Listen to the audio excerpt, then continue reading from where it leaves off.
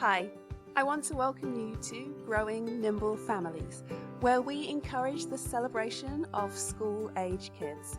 My name's Melitza. I hope this show is a place where mothers like you can safely explore a slower, simpler and playful lifestyle so that you can get to the heart of what your family needs to thrive both now and in the years to come. On the show today, we're talking about something really topical. It's the end of the school year here in Georgia.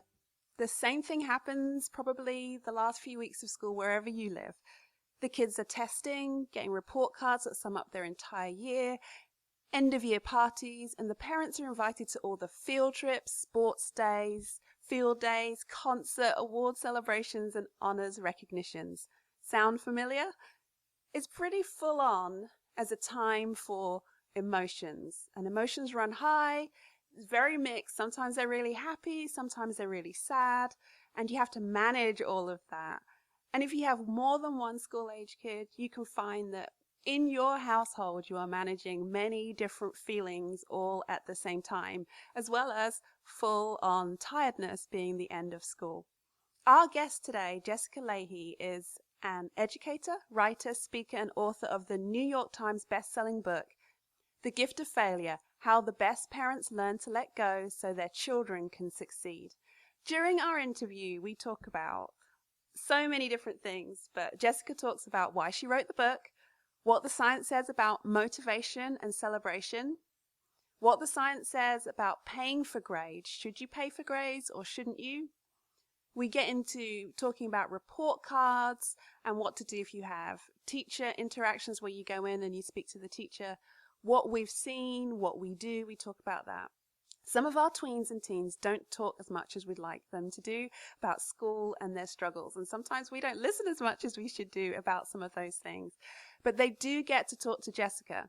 She shares her answers to a really important question. She asks kids all the time, what would you most like your parents to know? And she tells us some startling answers. This was amazing to hear and really made me think about some of the things that we do in our house. And we get into a lot of other things as well. So stay tuned and listen to her interview.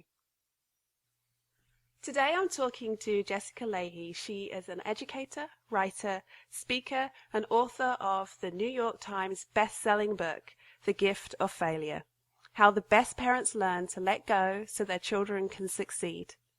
I'm excited to have you on the show today talking about middle school and secondary school students. I love this age group. Middle school is the best. Yes, exactly. There's so many things that are going on, though, when they get to middle school. It can be a little harder work for them. Things are graded. They have to learn to study. Then, of course, there's that spanner in the works called puberty that just blossoms. Mm-hmm. Or they have to learn to deal with, how to pick the books that they need for which classes, and how to deal with lockers and strategy for getting from point A to point B. There's so much in the mix for middle school kids. It's a wonder that they make this through the entire, day intact. Oh, exactly. And so I was excited to see that you'd written a book called The Gift of Failure, and being able to actually talk about the mistakes and the learning that's happening and being able to support parents through this. So what led you to write a book like this? Well, I've been a teacher for a long time, heading into my 20th year, and I actually never expected to be a middle school teacher. I'd taught high school for a long time, and when I got to teaching middle school and realized, what an incredibly rich learning environment it is, not just obviously for the academics, but for everything else, the executive function and the social learning and all that sort of stuff. What I was getting a little bit angry with the parents of my students, because there were all these incredible learning opportunities, and the parents would rush in and rescue them or run interference, and I was sort of on this teacher high horse where they were messing with the learning, and that was really making me angry, and I felt like it was really sort of stunting their social learning. But then at the same time, I found out that I had this inkling that it was also interfering with their ability to learn, academically as well. And as pissed off as I was getting with my students, parents, I had to come to the realization that I was doing the exact same thing to my own children. I have two boys, one who just started college and one who's in 8th grade. And as I mentioned in the book, I had a kid who really couldn't do some pretty basic things because I had always run interference for him. It became really important to me not only to help my students be excited about learning for the sake of learning and understand that all these, moments during the day when I was holding them accountable for, forgetting their stuff or not knowing how to handle a calendar, that all of that was leading toward, a greater goal for learning for my students. And then, of course, I had to deal with the fact that I had to unmess up my own kids as well and learn how to be a better parent. And, that's a hard thing to face. It's easy to sort of be on your high horse and condemn the parents of your students for over-parenting and being too directive and using extrinsic motivators to, sort of get them to do just about everything. But then when it comes to your own parenting, that's a hard one to face. And so, the book is written from that dual perspective, and I was extremely invested in figuring it all out, just, even selfishly for my own kids. Yeah, I understand. You mentioned the word motivation, so let's go there. As a parent, if you have a child who's not doing well in school academically, and it's nothing to do with the other issues that can come up come up at the time, when I ask around and I hear what other people are saying, they have a tendency to say, "Well, just pay them for their grades." And I know you have an opinion about that. Yeah. And we can even back up and talk about paying kids for, for anything. I recommend the book, The Opposite of Spoiled by Ron Lieber a lot because he talks a lot in there about, why we give kids money, and that's to learn about money and budgeting and all that stuff, and conflating it with things like being a part of the household and, having household duties and supporting people in the family, or learning that we really screw up, number one, our kids' perceptions of why we need to be doing these things.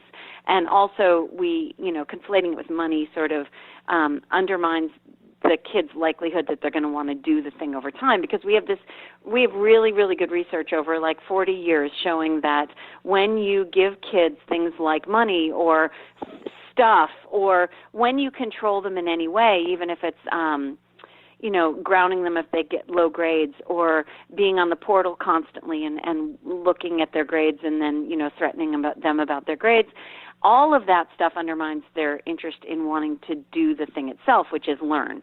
And I know that sounds crazy Pollyanna, like, ooh, yeah, so they're all going to want to learn just for the sake of learning if we don't pay them. But I think the point is if we're trying to keep kids really invested in learning, that one of the worst things we can do is pay them for their grades. And all of the research on extrinsic motivators show that it just doesn't work over the long term. It undermines motivation over the long term, and it undermines creativity over the long term. And so, the tricky part is that extrinsic motivators seem like they work in the short term, because they do. They work in the short term and they trick us. So, just keeping in mind that they don't work over the long term, and that they, I say it pretty plainly in the book. I say if you want your kids to not want to learn math, pay them for their math grades. It's really pretty simple. And I know that's hard to hear because we're so used to sticker charts and here's $1 for this and $1 for that, but it's true. It's really true. And we have, like I said, 40 years of research and studies about those studies, checking to make sure that those studies are really good quality studies, and they are. Yeah. So we need to stop doing it. Exactly. I think the opposite end of that spectrum is, those children that are motivated, they are self-motivated, and you're proud of them, and they've come home and they're showing you a report card or an end-of-year assessment, and it's good. They might be honest students, they might be the elusive, 100%ers, whatever it is. What do you do about those children to show your recognition as a parent? Well, for me, it's so interesting because, I had to wean myself off of, wanting to see the report card and scanning it and sending a picture of it to the relatives and, and the thing is I am, when my kids do well and my kids jump through all the hoops, and I think first we got to back up and say, we have to acknowledge the fact that grades that come home on the report card are not necessarily a really good a good judge of learning, a good measure of learning. They're a really, really good measure of playing the game. And right. As a teacher, I have lots and lots of kids who are just so good at playing that game that, getting good grades is something that comes much more easily to them. Kids who aren't as interested in playing the game may not necessarily do as well in their classes. So we need to keep in mind that especially letter grades are a really quite a poor indicator of learning, especially the way we tend to apply them.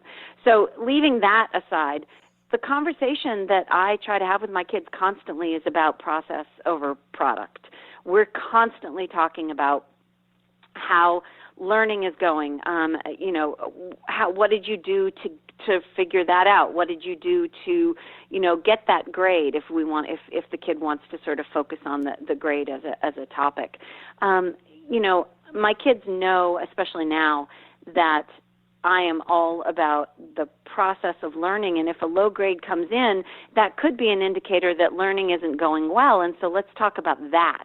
Let's talk about not blame on you didn't study enough or the teacher did something poorly, but let's go into a conversation with the teacher about, how possibly that grade could be an indicator of something going wrong with the learning or the way it's being taught. That's the reason that, assessments, the way we do them currently, like testing, the way we do it currently, are sort of not the best way to do things, because testing is testing one endpoint as opposed to how the learning is going all along as we go along day to day. And keeping an eye on where learning is going day to day would be a much better indicator of learning than one big grade at the end of the semester. So I'm sort of big on the process side. Anytime a teacher or a kid wants to talk constantly about the scores and the grades, I'm always about bringing it back to the process. What's actually happening with the learning? How do you know you're learning that? What do you know, and we're really bad at metacognition, which means knowing what we do and don't know. So tell me about this. What do you think you know, and let's figure out where the holes are in your learning. So process over product. Yeah, that sounds really a nicer way of talking about what's going on rather than just focusing on the end point. Though, as a parent, how do you do that in school? So how would that look like in school if you were going to go in and talk to a teacher?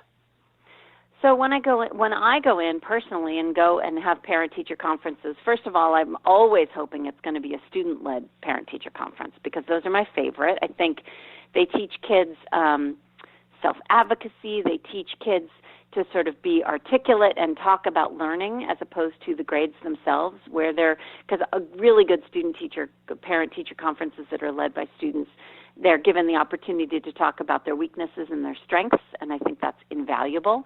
But given, that not every place does that, I'm lucky in that my kids' school does, I'm going to constantly talk about, okay, well, I'm hearing a lot of frustration from my kid about math, so can we talk about why he's not enjoying math, or he's feeling like it doesn't apply to him, or if I hear him say, God forbid, I'm just not good at math. How can we address that as an issue, and how can we talk about the learning itself? And I am interested in the grades, obviously. I mean, I'm hoping my kids, I have one kid in college, and I have another kid that I'm hoping will go to college too. So that has to be part of the conversation. But at the same time, I could focus on the grades, or I could focus on the actual learning. Is he developing math sense, for example, or is he learning how to express his own voice in his writing? And if there's small issues that can be dealt with about the grading part, like maybe my kids forgetting assignments, or my kids, making some silly errors with not paying attention to the negative sign in his math problems, then we can talk about attention, and we can talk about strategies for how he can remember that. But I'm really, really more interested when I have a conversation with the teachers about how's my kid learning, what does he know, and what does he doesn't know, what does he not know, what are the weaknesses for him this term, what does he need, what do we as parents need to support in him so that once he goes off into high school next year, he's going to be better able to manage his learning and his stuff and his assignments, especially long-term assignments, because, Yes. oh my gosh, freshman year of high school is a disaster for that. Yes. So, yeah, I'm constantly talking with the teachers. It drives them crazy, but I'm constantly talking about, so what do we do next to support him? Let's not go back in time and say, here's all the things he's doing wrong. How can I help him going forward? Right. No, that makes absolute sense. I was thinking, though, we had progress reports last week, and my sons were saying how much in their class everybody was talking about how much money that they were going to make. And, some of them were hiding the fact that, oh, no, my parents are going to know now that I'm not doing very well because, they don't all log into the portals and check what's going on. And they were saying that they didn't know how to respond to their friends who were talking all about all of this type of stuff. And I feel the same way sometimes when I talk to friends who are obviously the ones paying the children to do the same type of thing. How do you change the interaction and the mindset through conversation without seeming as if you're being mean to your kids for not celebrating in the same way or giving out? I'm a big fan of transparency with kids and talking to kids about their motivations. And when my kids get really mad at me when I, make them do something on their own that I could very easily help them with, I explain that part of my job is to help them be the kind of people who can do stuff for themselves. And when it comes to the grading stuff, I talk to them about the fact that we don't use sticker charts or money for grades because I don't want to teach them that like with sticker charts. What we teach kids with sticker charts is to only do the right thing when people are watching, and you're going to get credit for it. And I want my kids to be the kind of people who are good people when people aren't watching. I want to teach them, that we do the right thing all the time, not just when we're going to get, a sticker or $1 for it. And that if I teach them that their learning comes in the exchange for money, what we're teaching kids is that we care more about those sort of letter grades, because that's what we're giving them the money for, than the actual learning itself. And I want, especially when one of my kids comes up against something that they're not naturally good at, I don't want to, if they come home with a low grade, I don't want them to feel like they are stupid or they have failed or they can't do this thing and now they're not going to get money for it. I want to have that conversation always be about, what do you need to do to be better at this? Because if it doesn't come naturally to you, this is an incredible opportunity to learn a little bit about, how you can become more competent in this subject, how you can stick with it and learn a little bit of persistence. Because learning gets hard for everyone eventually. Yes. I use the analogy of math. Math gets hard for everyone eventually, and I really worry that when a kid gets their first F, whether that's in freshman year of college or whatever, that they'll just fall apart and say, oh my gosh, no, this isn't for me, and, I'm not going to get the reward for this. I want them to think, okay, well, this is hard for me. What do I need to do in order to do better? How do I do better moving forward? And when we don't give money to kids for their grades, part of what we're saying is you didn't meet our expectations. Whatever you just did this past semester is worth nothing to us. Therefore, you get no money for it. I think we're setting them up to only value the experience of learning when it results in the reward for the high grade. And that sets kids up to avoid things that are hard for them because, well, why would you want to learn something? Why would you want to put effort out for something that you're not going to be naturally good at and get rewards for, right? Yeah. I want my kids to embrace things that are going to be a little bit difficult for them, even if they're not going to get $1 or $20 or $100 or whatever at the end of it. Yeah. No, that makes total sense. Just being able to talk more with the kids about it and have more conversations. I must admit, having your book has really helped when I've been talking to my friends because I've been able to say, glad. Have a look at this, and this is where I've been thinking about my things. And so they've been able to have a look and listen to what you've had to say. Well, that's been part of the hard part for this is I have a lot of parents come up to me after my talks and say, look, I'm on board, but I don't want to be the first one to step back because everyone will think I'm not doing my job, or the teachers will think that I'm, not being a caring enough parent, or my kids will think I don't care enough. My friends will think that I'm just, throwing my hands up and not doing my job. And I think we're each other's worst enemy where that's concerned. And we feed each other's anxiety about, oh my gosh, am I doing enough? Do my kids go to enough lessons? Is my kid achieving enough? Is my kid on the traveling soccer league? And if we could just support each other a little bit more and help each other. I was talking to a mom just recently who was talking about giving up her job, her work, so that she could pay more attention to her kids' education. And I said, be really careful with that, because it's really important for our children to understand that we have a life outside of them, because I hear anxiety all the time from kids about feeling like, oh my gosh, my parents' whole entire life is me, and if I let them down, that they'll be destroyed. It's really important for kids to see that we have stuff besides them, and if we can support each other as parents in knowing that, I think that that'll go a long way toward helping people step back a little bit.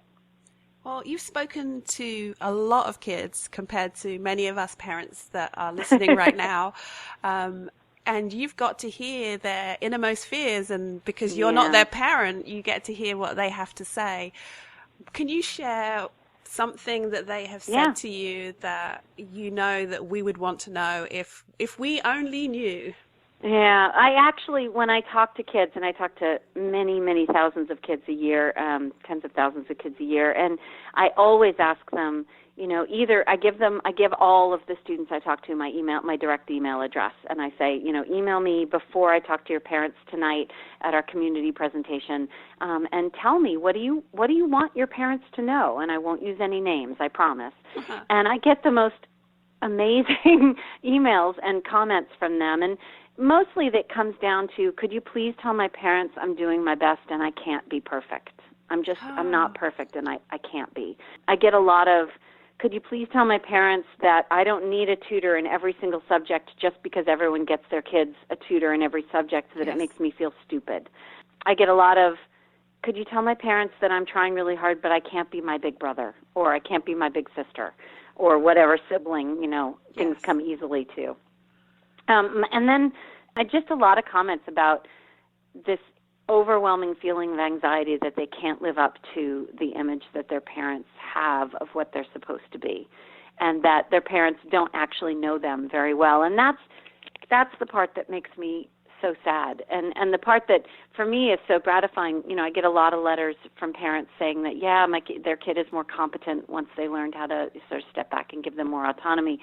But it's the letters that I get where parents say, you know what, my kid is more competent, but the best part is that my relationship with my kid has improved, and I feel like I know them better now. And that's what kids really want, is to be seen, to be known, and not to be sort of the measure of their parents' parenting skills. Kids are not a measure. They're not our report card. They're their own people. So I think that's what they seem to want. It's kind of, it's big. It's big when you say it like that. I think, there's a joke among teachers that parent-teacher conferences, there aren't just, if it's just with a parent and a teacher, there aren't just two people in the room. There's the parent and the teacher, but then there's like the parent's image of what they want their kid to be, the idealized kid. And then there's the parent, when they were in high school and wanting to make sure they rectify everything so that their kid didn't have to experience what they did. And, there's a lot of people in that room. And the interesting thing is that a lot of kids say, my parents seem to think that I'm person X, but I'm not. I'm person Y, and I'm just afraid to show them that because I'm afraid of, disappointing them. Well, that's good food for thought to really think about, and to be able to even start having maybe those types of conversations with our own kids, to see what they say. You talk about autonomy, and to quote you, autonomy supportive parenting tends to strengthen bonds between child and parent, whereas controlling practices weaken them. What do you mean by autonomy supportive parenting? So autonomy supportive parenting means that you're supporting your kid I use the analogy with toddlers a lot. So when it's cold outside, you don't say to a toddler, do you want to wear a hat? You say, do you want to wear the red hat or the blue hat? That you give them buy-in. You offer, some control over the details that, why not? Because that's going to, why not give them control over the details? Because that will get buy-in. So when kids have more ability to pick their classes, to decide where and when and how they do their homework, to, have a little bit more control, it not only gives the message to the kids that we trust them and that we think they're competent, but it also increases their buy-in. And parents who are really super controlling about every detail of their kids' lives the problem is that especially older kids are supposed to be doing this process of what's called individuating from us, becoming their own people. Yes. And kids who are more controlled, it's really clear in the research they lie to their parents more because they feel like they need to, because they have to make some space for themselves. So, I would rather have a kid who doesn't feel like he needs to lie to me and a kid who feels like he has some control over the details of his homework and his social life and stuff like that, so that there will be greater buy-in. For example, actually, the town that we live in doesn't have a high school, so the kids have to decide where they want to go to high school. And there are 2 high schools that our kids have been deciding between, and they're both a pretty good fit. I have opinions about which one I think would be a better fit, but you better believe I'm going to let my kid make the final decision between these 2 high schools, because a high school that he has chosen, and he is there because he knows it's his decision to be there, he is going to be more invested in that experience than if I choose for him. Right. And it turns out the research is also the same on learned helplessness. Kids that are helpless, kids that feel helpless, kids that feel like they have no control over their world, the way we help them feel more powerful is by giving control back to them. The research on that is really clear too. So giving kids autonomy, a little bit of control over the details of their lives, can pay off in our relationships, it can pay off in their honesty, it can pay off in their investment, and it can pay off just in their feelings of competence in the world. I like the way you said little bits and it takes time to do that, because I think sometimes autonomy can be seen as just letting everything go, going the complete opposite direction. Yeah. And that's not what you want at all, especially if you've had a very controlled existence. You've parented in a way that's been very boxed in, and then you can't go to the opposite end. You might have to do some teaching and sharing of how to do that, so that they feel supported. You're not just going to drop them in the big ocean of, choose your And that's school. why the term is autonomy supportive. I mean, you're there. You haven't left them alone. You're there to help them if they really, really need it. But think of yourself more as sort of a guide as opposed to, the person who has to step in and do everything. And it's also, important. I never want to rip the rug out from under kids without an explanation of what's going on. And so if you're going to suddenly, give up some of the control over, homework, for example, you have to make your expectations really clear and, the consequences really clear, so that kids feel like, okay, I know where the rules are, because rules and limits are comforting to kids. They really are, from toddlers all the way up to teenagers.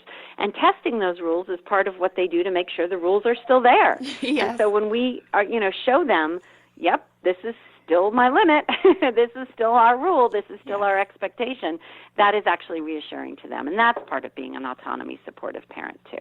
Excellent.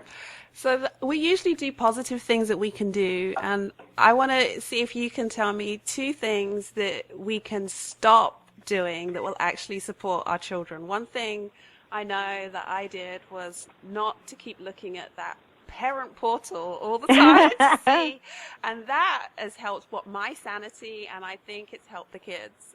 When I first read your book, I was like, okay, I can do that. So what would you say, maybe 1 or 2 things that parents can stop doing that will actually support their kids? Yeah, the portal's a good one. Yay you for starting there. So always, for me, the starting place is always to start thinking more long-term about your parenting and not exist in these everyday emergencies, because there are emergencies almost every day, especially if you have multiple kids. I have a friend, one of my closest friends has 4 kids, and there is an emergency almost every single day. Yes. And it's really easy to focus on those daily emergencies and have that be the test of your parenting. But actually, if you think about it in terms of, okay, so the emergency today is that my kid forgot his backpack and doesn't have any of his books or whatever. I could take that backpack to him today, or I could think about the fact that in 6 months I want to be in a position where forgetting the backpack just isn't something that happens anymore because he has a strategy for remembering it. Right. So thinking, 6 months ahead, a year ahead, where do I want my kid to be 5 years from now? That's really important, and I even say that to my kids. I say, the reason I'm not going in that store with you to return that shirt that you bought is because I don't want to still be doing that a year from now. This is my opportunity to teach you how to do that yourself. So think long-term instead of short-term. Take a breath. Say, okay, what are the lessons that are possible here in this emergency if I look at this from a more long-term perspective?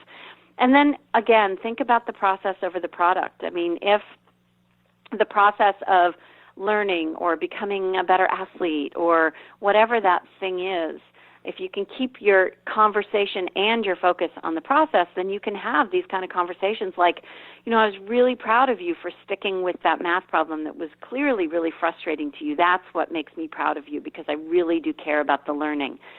Modeling our own response to things that frustrate us is going to be really important too. I guess that's 3 things. No, that's modeling what we want to see in our kids. A real interest in learning and a real interest in becoming smarter people by trying things that are outside of our comfort zone, by being brave emotionally and intellectually. That's also going to help them believe us when we say words like, "I really care about the learning," because they know that. Yeah, we say that, but what we actually care about are the grades because we hang them on the refrigerator and we call grandma and we harp about the difference between an A- and an A. So think long-term instead of short-term, think process over product, and model what it is we want to see in our kids. Excellent. Where can parents follow up with you and find out about what you do? Well, you can always find everything at jessicaleahy.com, and there's links to my journalism. I had a column at the New York Times for 3 years called the Parent-Teacher Conference, and that's there, and I'm at the Atlantic, and all my speaking stuff is there. You can find me on Twitter at @JessLeahy, and Twitter is a fantastic place, especially for educators to be. I love it there. And you can find me on Instagram at @TeacherLeahy. Excellent. Well, I've been talking to Jessica Leahy. She's an educator, writer, speaker, and author of The Gift of Failure, How the Best Parents Learn to Let Go so Their Children Can Succeed. I'm so happy that you were able to share your information. This has been so much fun. Thank you. Anytime I get to talk about learning, I'm pretty happy. Cool. I'll be right back after this short break.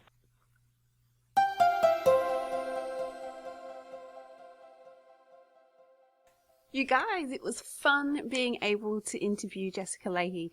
Right away when I saw her book tour was coming to the next stay over, I asked a friend if she fancied a road trip. We left the families and got to see her. Seeing her speak live was so cool with the other parents and teachers. She's funny, down to earth, and she knows her stuff. I got my book signed as well. Look out for her tours. They are so worth it for practical ideas, statistics to be able to support what you're doing, and finding your people doing this new thing.